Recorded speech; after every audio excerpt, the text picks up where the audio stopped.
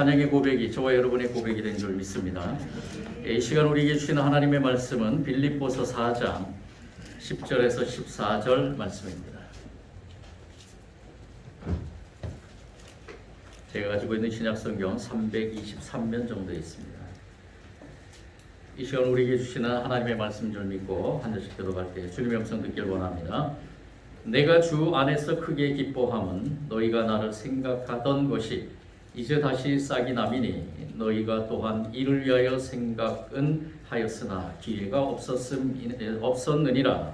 내가 궁핍함으로 말하는 것이 아니라 어떠한 형편이든지 나는 자족하기를 배웠노니 나는 비천에 처할 줄도 알고 풍부에 처할 줄도 알아. 모든 일 곧 배부름과 배고픔과 풍부와 궁핍에도 처할 줄 아는 일체의 비결을 배웠노라.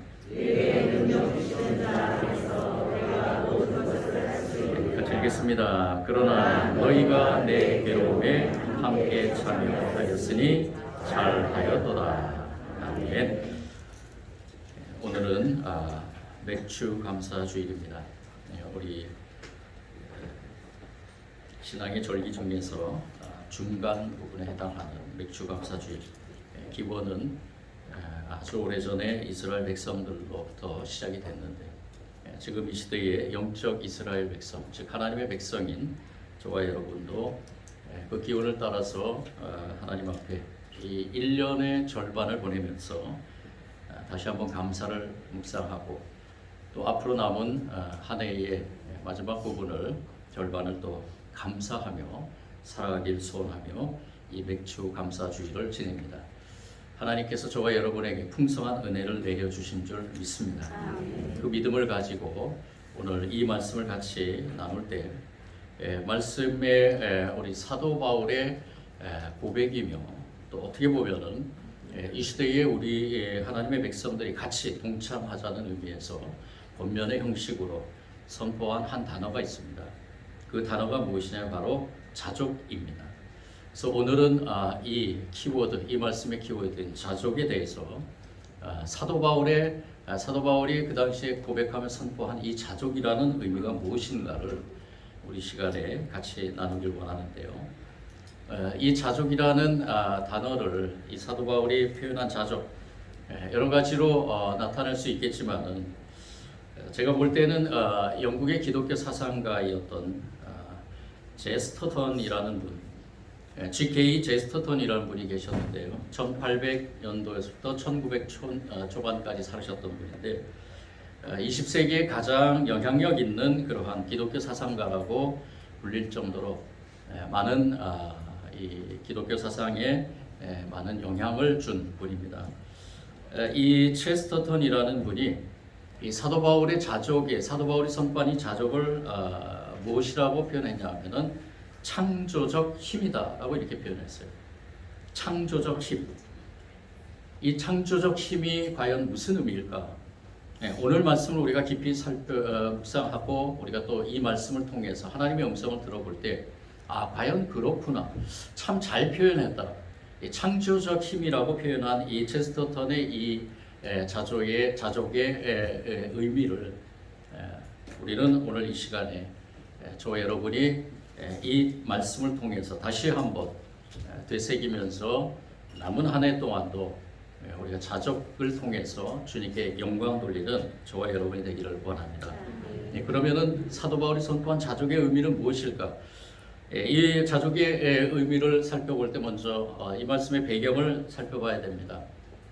사도 바울이 이 빌립보서를 쓴 때는 곳은 바로 감옥입니다. 여러분도 아실 분들은 아시지만은 이 사도 바울이 감옥에서 이 빌립보서를 빌립보 교회 성도들에게 편지 형식으로 썼는데요. 오늘 이 말씀 10절에서 14절의 말씀부터 20절까지의 그런 말씀에서 이 사도 바울은 특별히 빌립보 교인들에게 감사하다고 이렇게 표현하고 있습니다. 10절 말씀에 보면 내가 주 안에서 크게 기뻐한다. 이 기뻐한다는 누구를 통해서 기뻐하는 것이냐면은 빌립보 교회 성도들을 통해서 기쁨을 얻은 것이에요. 왜 그러한 기쁨을 얻었는가? 바로 그 다음에 나오는 말씀, 나를 생각하던 것. 빌립보 교인들이 나를 생각해서, 즉 사도 바울이 옥에 갇힌 것을 생각하면서 이 빌립보 교인들이 한 가지 좀 특이한 그러한 방법으로 이 사도 바울에게 헌금을 전달하게 됩니다. 이 빌립보 교인들이 모금을 해서 이 사도 바울이 감옥에 있기에, 또 감옥에서 또 우리가 상상할 수 없지만은 감옥 생활이 그 당시에는 너무나 힘들고 고통스러웠을 것입니다. 먹을 것도 제대로 못 먹고, 그런 가운데서 이 빌립보 교인들의 전해준 그 헌금으로 이 사도 바울은 그 감옥에서의 삶이 조금이라도 그래도 좀 편안할 수 있도록, 그렇게 이 사도 바울에게 헌금을 통해서 이 사도 바울의 그 감옥 생활에 대해서 빌립보 성도들이 같이 동참한 겁니다.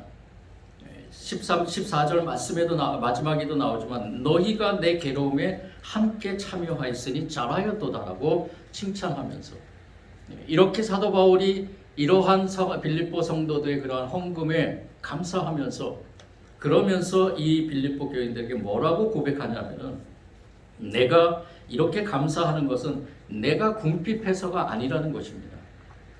내가 궁핍해서 이러한 빌립보 교회 성도들의 헌금을 받아서 그것을 받아서 감사하는 것이 아니라, 내가 감사하는 그 의미가 있다는 것입니다. 그것이 무엇이냐 하면은 바로 자족이라는 것입니다. 나의 마음에 나는 어떤 처지에서도 스스로 만족하는 법을 배웠다고 고백하면서, 나는 비천에 살 줄도 알고 풍족에 살 줄도 안다. 배부르거나 굶주리거나 풍족하거나 궁핍하거나 그 어떤 경우에도 적응할 수 있는 비결을 배웠다라고 고백합니다. 이렇게 고백하는 이 사도 바울, 돈이 없다고 불평하거나 찌들지 않고 돈이 많다고 해서 타락하지도 않았다는 그러한 의미입니다.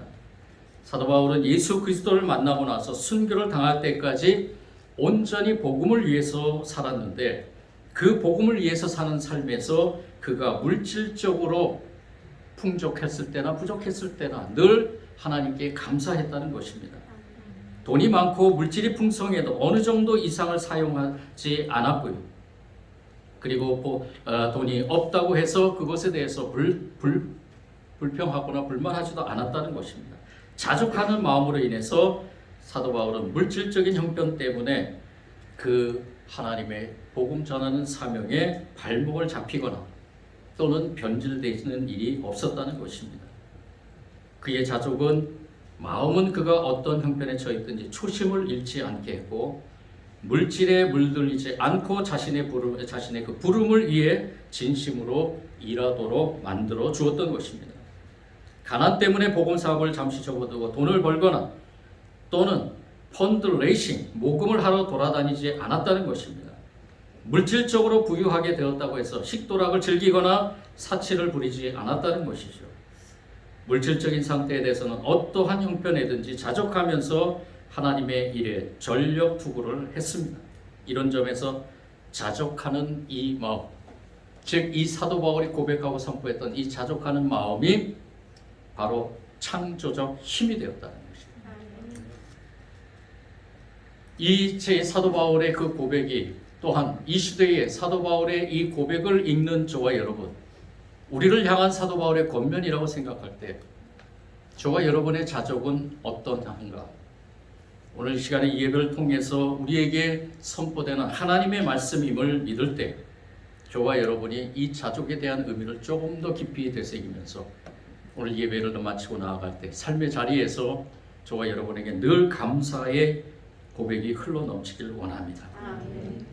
사실은 자족이라는 것을 우리가 생각해 볼 때 어떤 의미로는 이 자족이 참 부정적인 의미로 다가올 수도 있겠습니다. 예를 들면 한 아이가 조금만 노력하면 성적을 잘 올릴 텐데 쓸데없는 시간을 보내면서도 그 성적표를 받아오면 항상 시가 넘쳐 흐릅니다. 그런데도 이 아이는 이 시에 만족을 하는 거예요. 시 학점을 받은 이 아이의 입에서 나는 이것에 대해서 만족한다고 얘기를 합니다. 그런데 엄마는 그렇지 않죠. 이 시 학점은 평균이 아니라 이 엄마의 생각에는 A 학점이 에버리지라고 생각하는 겁니다. A 학점이 평균이라고 생각하는 거죠. 아이하고 이 어머니의 그러한 생각의 차이에서 이 아이는 어떻게 보면은 이 아이가 가지고 있는 성적에 대한 이 자족은 이 아이로 하여금 발전을 막을 수 있다는 것입니다. 만일 자족한다는 말이 게으르고 나태하게 살며 현실에 안주한다라는 뜻이라면은 그것은 위기를 돌파하는 방법이 아니라 위기를 초래하는 원인이며 또한 위기를 더욱 심각하게 만드는 원인이 될 것이죠. 사도 바울이 선포한 이 자족은 그러한 자족이 아닙니다. 사도 바울이 말하는 이 자족하는 마음은 바로 이 사도 바울에게 주었던 그 능력, 그리고 재능, 은사, 시간을 최대한 활용하면서 그가 가지고 있는 이러한 하나님이 주신 은혜에 대한 나눔, 즉 이 은혜, 복음에 대한 것을 선포하며 복음에 대한 것을 모든 사람들에게 나누고 싶은 그러한 마음에서 항상 경주하는 사람처럼 달려가는 그 사도 바울의 삶에서 이 자족은 이 사도 바울에게 창조적 힘이 되었다는 것입니다. 근데 이 사도 바울이 선포하는 자족은 바로 물질에 관한 것이었죠. 사도 바울이 자족했던 것은 바로 물질의 환경에 대해서 자족했다는 것입니다. 무엇을 먹느냐, 어디에서 자느냐, 무엇을 입느냐, 얼마를 버느냐, 얼마나 큰 집에서 사느냐, 사람들로부터 얼마나 인정을 받느냐, 얼마나 좋은 대접을 받느냐 등과 같은 그러한 문제들에 있어서 사도 바울은 자족했다는 것입니다. 더 맛있는 음식을 먹으려고 탐하지 않고 거친 음식에 대해서 불평하지 않았습니다. 물질적인 것에 대해서 하나님께서 사람들을 통해 공급해 주시는 것에 대해서 만족하면서 오로지 하나님의 뜻을 위해 헌신했던 사도 바울입니다. 이 같은 그의 태도로 인해서 그 무엇도 이 사도 바울의 발목을 잡지 못했습니다. 이 사도 바울의 고난조차도, 사도 바울에게 오는 고난조차도 이 사도 바울의 자족으로 인해서 그 발목에 잡히지 않았다는 것입니다. 우리가 잘 알고 있다시피 사도 바울은 이 고린도 후서에서 자신이 당한 어려움들을 이렇게 표현했었죠. 유다 사람들에게 마흔에서 하나를 뺀 매를 맞은 것이 5번이고 채찍에 맞은 것이 3번이고 돌로 맞은 것이 1번이요 파선당한 것이 3번이요 밤낮 꼬박 하루를 망망한 바다를 떠다녔다라고 이렇게 고백합니다. 자주 전도 여행하는 동안에 강물의 위험과 강도의 위험과 동족의 위험과 이방 사람들의 위험과 도시의 위험과 광야의 위험과 바다의 위험과 형제의 위험을 당하였다고 고백합니다. 스스로 고역에 시달리고 여러 번 밤을 지새우고 줄이고 목마르고 여러 번 굶고 추위에 떨고 헐벗었다고 고백합니다. 이 모든 것이 무엇 때문이었느냐? 오로지 복음을 전하는 일 때문이었습니다.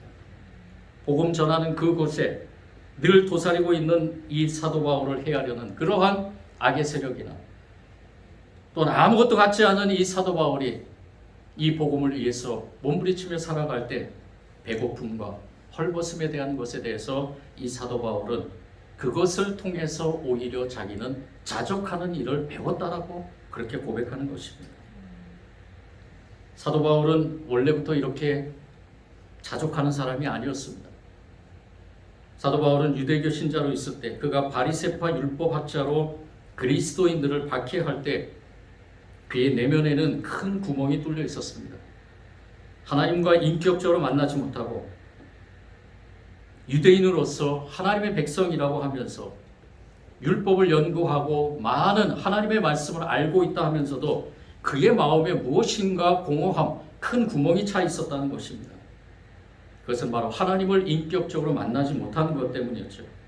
그냥 말씀을 공부하고 지식적으로 받아들이고 그리고 그 말씀을 가르치는 일에만 앞장서고 더 나아가서는 이 유대인들이 잘못 생각하고 있는 예수님이 메시아임을 거부하면서 예수님을 믿는 사람들을 해하려는 데 앞장섰던 이 사도 바울의 마음에 큰 구멍 하나가 있었다는 것입니다. 그래서 사도 바울은 그 빈자리를 외적인 것으로 채우려 했습니다. 학문으로 채우려 했고요. 명예로 채우려 했고 업적으로 채우려 했습니다. 그렇게 절시부심 노력한 끝에 그는 물질적으로 많은 것을 이루었고 그리고 많은 그러한 업적을 쌓았지만은 그 내적인 갈증, 내적인 공허함은 오히려 더욱더 커졌다는 것입니다. 그 구멍이 더욱더 커졌다는 것입니다. 내적 만족이 없으므로 그는 외적 만족도 이루어지지 못했다는 것이죠. 그가 진정한 만족을 찾는 것은 전혀 다른 곳에서였습니다. 그러나 그가 예수님을 믿는 사람들을 잡아서 죽이기 위해서 다메섹으로 가는 도중에 예수님을 만나게 됩니다. 그 예수님을 만나고 또 그분의 십자가의 도를 깨닫고 십자가 위에서 자기를 향한 하나님의 뜨거운 사랑을 발견하게 됩니다. 하나님의 은혜가 아니고는 도저히 용서받을 수 없는 자신을 발견합니다. 이제까지 자기가 배우고 가르쳤던 그 말씀의 핵심이 무엇인가를 깨닫게 되는 것입니다. 그 깨달음을 통해서 이 사도 바울은 예수 그리스도의 보혈의 공로로 정결하게 죄 씻음 받은 자신을 바라보게 됩니다. 자신을 조명하게 됩니다. 아무 조건 없이 하나님의 사랑을 받는 그러한 아들로 회복된 자신을 새로이 발견하게 되는 것입니다. 자신을 향한 하나님의 영원한 사랑을 발견했고 하나님 안에서 영원한 하나님 나라로 옮겨진 자신을 발견했습니다. 당대의 그 누구보다도 많은 지식을 가지고 또 많은 물질을 가지고 많은 그러한 권력을 가지고 높은 곳에 위치했던 이 사도 바울이 그 당시에는 사울이라는 이름을 가지고 있었죠. 이 사울이 다메섹에서 예수님을 만나고 난 뒤로부터 그 내면에 공허한 큰 구멍이 없어지기 시작한 거예요.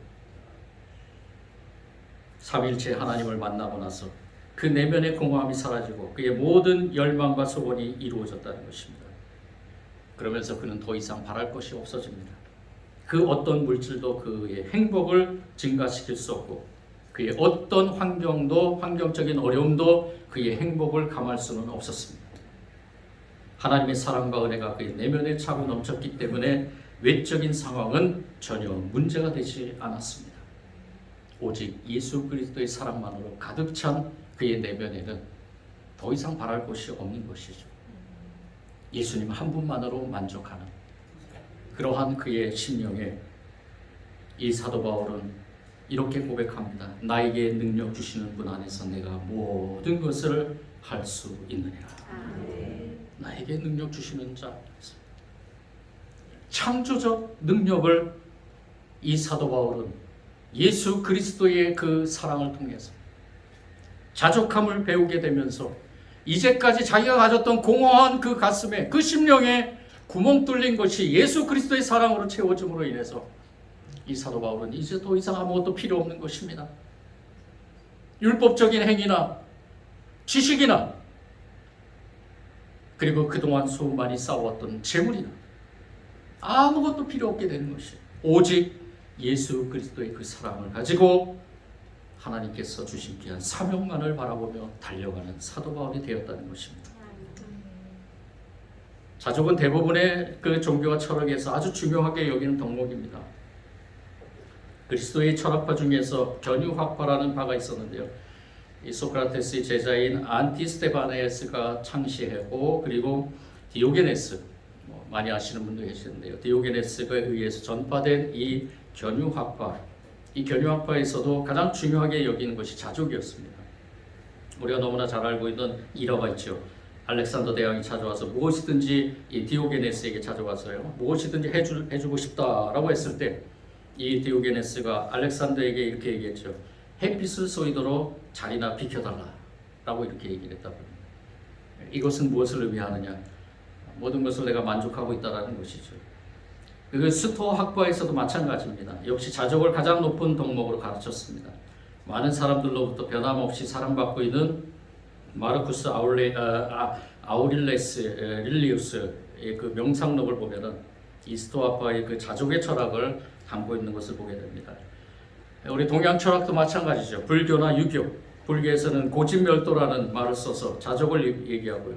유교에서도 논어에서 이 논어의 유교의 경전 중에 하나인 논어를 보면은 이 자족이라는 말이 많이 나옵니다. 부귀는 사람들이 바라는 것이지만 정당한 방법으로 되는 것이 아니라 취하지 말아야 된다. 빈천은 사람들이 싫어하는 것이지만 정당한 방법으로 되는 것이 아니라면 벗어나지 말아야 된다. 뭐 이러한 자족에 대한 명언들이 많이 있습니다. 그런데 여러분, 이 종교에서나 다른 종교에서나 철학에서 얘기하는 이 자족과 우리 그리스도인들이 하나님의 은혜를 받아서 고백하는 이 자족과는 조금 차이가 있습니다. 그 차이가 무엇이냐? 이 견유학파나 스토아과에서 그리고 불교나 유교의 가르침에 따르면 자족에 이르기 위해서는 부단한 수행을 해야 된다는 것입니다. 인간 스스로가 자족에 이를 수 있다는 것이죠. 스스로 노력하고 수행하고 이것은 내가 살고 있는 이 세상에서 벗어나는 것입니다. 벗어나서 자기 스스로 고행하고 수행해서 이 자족을 얻을 수 있다는 것이죠. 그런데 우리가 깊이 묵상해야 될 자족은 그리고 그리스도인들이 추구해야 되는 자족 그리고 사도 바울이 지금 이 말씀을 통해 선포하며 이 시대에 하나님의 백성들에게 권면하는 이 자족은 우리 내면의 만족의 자족이라는 것입니다. 근데 이거는 우리 힘으로 할 수 없습니다. 지금 여러분들 예배 자리에 나오셨죠? 이 예배 자리에서 누구에게 찬양과 경배를 올립니까? 우리 주 하나님께 찬양과 경배를 올려드립니다. 그 하나님께 찬양과 경배를 올려드린 여러분들 이 자리에 저와 여러분이 스스로 나온 것 같죠? 아닙니다. 오직 하나님께서 저와 여러분을 자녀 삼으셨기 때문입니다. 사도 바울을 다메섹에서 예수 그리스도의 사랑을 통해서 자녀 삼고 하나님의 사명자로 나아가게 한 것처럼 저와 여러분도 이 시간에 하나님께서 저와 여러분을 자녀 삼으시고 그리고 그 자녀 삼으심에 또 한 가지 우리에게 충만한 감사의 은혜를 내려주시는데 그것은 우리의 내면으로부터 우리 영으로부터 시작이 된다는 것입니다. 이것이 다른 어떠한 것보다 어떠한 자족에 대한 그 의미보다도 하나님께서 저와 여러분에게 주신 귀한 선물입니다. 하나님이 저와 여러분에게 이러한 자족의 선물을 주셨기 때문에 하나님을 믿는다고 하지만 이 자족의 삶에 대한 것을 깨닫지 못하거나 자족의 삶을 살지 못한다면 다시 한번 나를 돌아봐야 됩니다. 내가 진정으로 하나님의 백성인가? 하나님께서 나를 선택하셨는가? 하나님이 나를 하나님의 자녀로 살아가게 하는가를 생각해 봐야 된다는 것입니다. 하나님의 자녀들은 이 사도 바울처럼 자족하는 일에 일체의 비결을 배우며 하나님과 동행하면서 이 자족의 삶을 살아가고 있다는 것입니다. 우리는 물질에 대해서 초월할 수 있는 그러한 능력이 없습니다.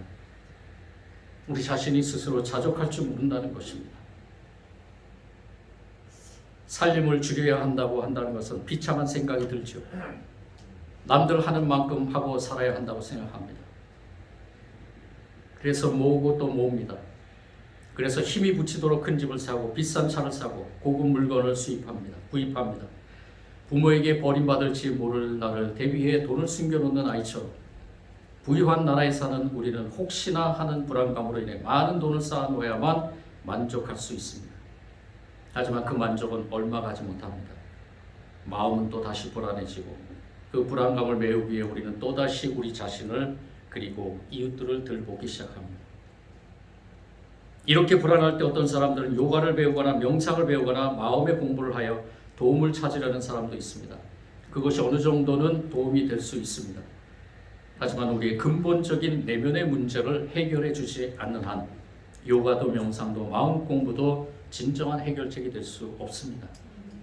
그것이 잠시 동안 위안을 주고 여유를 만들어 줄 수는 있겠지만 불만족의 굴레로부터 완전히 벗어나는 것은 불가능합니다. 우리의 내면적 불만족감은 공허감은 우리가 하나님을 떠남으로 인해서 생긴 것임을 깨달아야 됩니다. 우리에게 하나님께서 주신 그 은혜로 하나님께로 다시 돌아가는 것 외에는 진정한 치료가 없다는 것을 우리 시간에 더욱더 깊이 깨닫는 시간이 되길 원합니다. 내적 만족에서 솟아나는 자족의 능력, 이것이 오늘 우리에게 절실히 필요한 능력입니다. 창조적 능력입니다. 이 경제 위기를 이길 수 있는 방법도 여기 있고요. 그 방법을 배우기 위해 우리는 먼저 하나님과의 관계를 새롭게 해야 합니다. 사도 바울은 오늘 말씀에서 2번이나 선포하며 고백합니다. 내가 자족하는 방법을 배웠다. 자족하기를 배웠느니, 일체의 비결을 배웠느니, 이 고백이 바로 그 고백인 것입니다. 이 사도 바울의 이 고백, 이 비법을 누구에게 배웠습니까? 또 누구로부터 그것을 얻게 되었나요? 배웠다라는 것은 자기의 힘으로 자기의 의지로 배웠다는 것이 아닙니다. 여기에서 배웠다라는 것은 바로 하나님께서 개입하셨다라는 것입니다. 하나님께서 직접 그 사도 바울의 마음에 개입하셔서, 왜요? 이 사도 바울은 이방인을 향해서 하나님의 복음을 전할 도구로 쓰임 받아야 되기 때문에, 그래서 자족하는 힘을 하나님께서 줘야 되기 때문에, 하나님께서 그 사도 바울을 통해서 하나님 나라가 확장돼야 되기 때문에 하나님은 이 사도 바울에게 자족하는 능력을 주신 것입니다.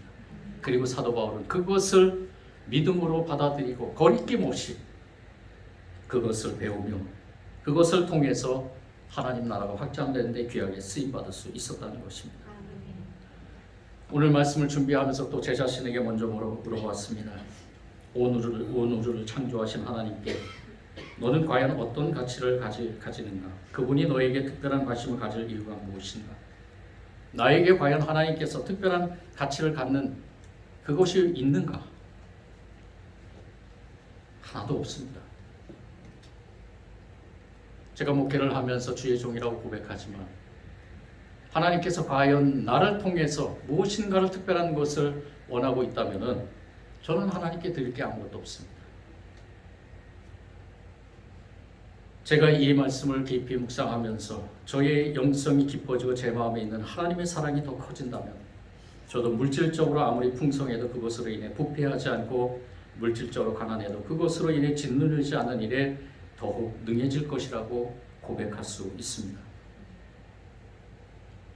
그래서 하나님 앞에 더욱더 머리 조아리며 어떠한 상황에 처해 있든지 하나님께 먼저 무릎 꿇으며 나아가는 저의 모습이 되기를 소원합니다.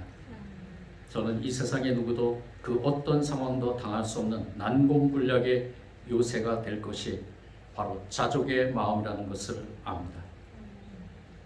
우리 모두 자족하기를 배우길 원합니다. 하나님의 은혜가 저와 여러분에게 이러한 것으로 충만하게 임하기를 원합니다. 이 자족의 마음을 가지고 우리가 약해 보이지만 진실로 강한 사람이 될 수 있는 창조적 능력을 소유한 저와 여러분이 되기를 소원합니다.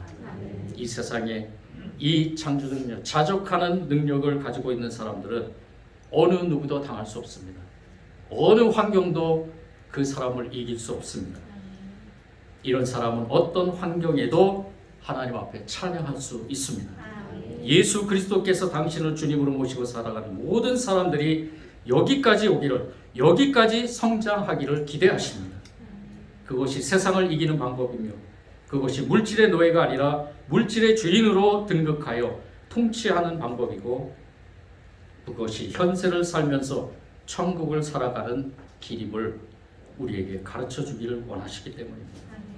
우리에게 능력 주시는 분 안에서 우리 모두가 이렇게 될 수 있음을 믿습니다.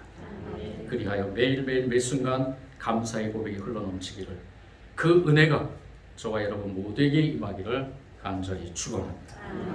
사랑해 주님 감사합니다. 부족하고 고약한 저희들을 하나님의 자녀로 삼으시고 이 세상에서 사도 바울이 고백하며 선포하며 번면한 것처럼 자족하기를 배우기를 원하시는 주님, 저희들의 힘으로 할 수 없습니다. 우리 내면에 있는 모든 인간적인 욕망과 욕심들을 성령님 그 능력으로, 그 은혜로 우리를 다스려 주셔서 이 사도 바울의 고백이 우리의 고백이 되게 하셔서 주님이 오시는 그날까지 우리가 어떠한 것에도 노예가 되지 않도록, 어떠한 것이라도 우리의 우상이 되지 않도록 자족하는 마음을 가지고 주님만을 바라보며 주시는 사명을 감당해 나가는 주의 백성들 다 되게 하여 주옵소서. 이 시간에 귀한 하나님의 음성을 들은 줄 믿고 예수님 이름으로 기도드립니다.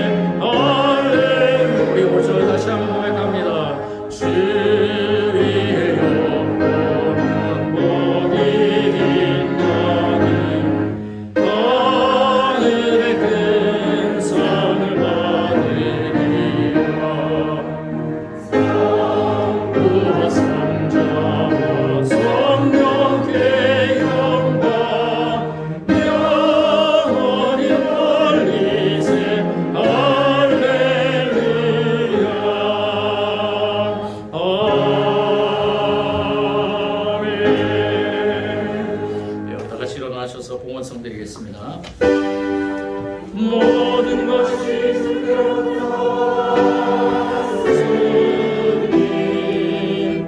이 예물을 주께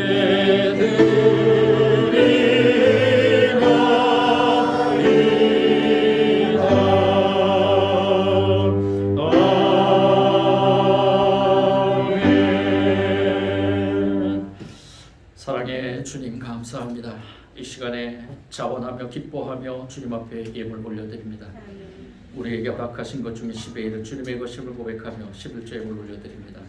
우리에게 주신 은혜에 감사 감격하며 감사 예물도 올려드립니다. 특별히 기도하며 솔로몬과 같이 1,000번째 예물도 주님 앞에 올려드립니다. 이 땅의 선교와 교회 건축과 관리를 위해 또 이 지역사회 복지를 위해 드리는 모든 물질의 예물과 시간과 노동을 올려드리는 봉사와 헌신의 예물도 받아 주옵소서. 이 모든 예물이 주님께는 기쁨이요 드린 손길에는 축복일 줄 믿습니다. 하늘의 신령한 복과 땅의 기름진 복으로 채워주시되 주님이 오늘 주신 말씀대로 자족하는 마음을 가지고 주님께 감사하면서 주신 것에 대해서 만족하며 주님의 뜻을 이뤄가는 주의 백성들 다 되게 하여 주옵소서. 주님의 전에 몸에 연약함으로 나지 못한 하나들이 있습니다. 주님 불쌍히 여겨주시고 주님의 그 피 묻은 손으로 어루만지는 곳에 놀라운 치유의 역사가 일어날 줄 믿습니다. 육적인 질병, 영적인 질병, 혼적인 질병, 어떠한 질병이든 주님께서 치료하신다는 믿음을 가지고 이 땅 가운데서 주님이 주신 그 믿음으로 모든 질병과 싸움에 승리하는 하늘들 다 되게 하여 주옵소서. 주님의 뜻을 이루기 위해서 한 주간도 살아가는 모든 성도들의 가정과 기업과 자녀들의 학업과 흩어져 있는 모든 자산 가정에 형통함의 축복으로 인도하시고 한 주간 승리의 삶을 살며 좋은 소식들을 보고하게 하여 주옵소서. 우리 특별히 이웃 권사님 가정에 장례를 치렀습니다. 하나님의 위로하심이 함께 하실 줄 믿습니다. 이 가족들에게 위로하심이 임하게 하시되 더욱더 하나님 나라에 대한 참 소망을 가지고 이 세상에서 승리해 나갈 수 있는 모든 이 가족들이 다 되게 하여 주옵소서. 이 모든 예물 하나님 나라가 확장되는 데 귀하게 쓰일 줄 믿고 감사를 드리며 예수님 이름으로 기도드립니다.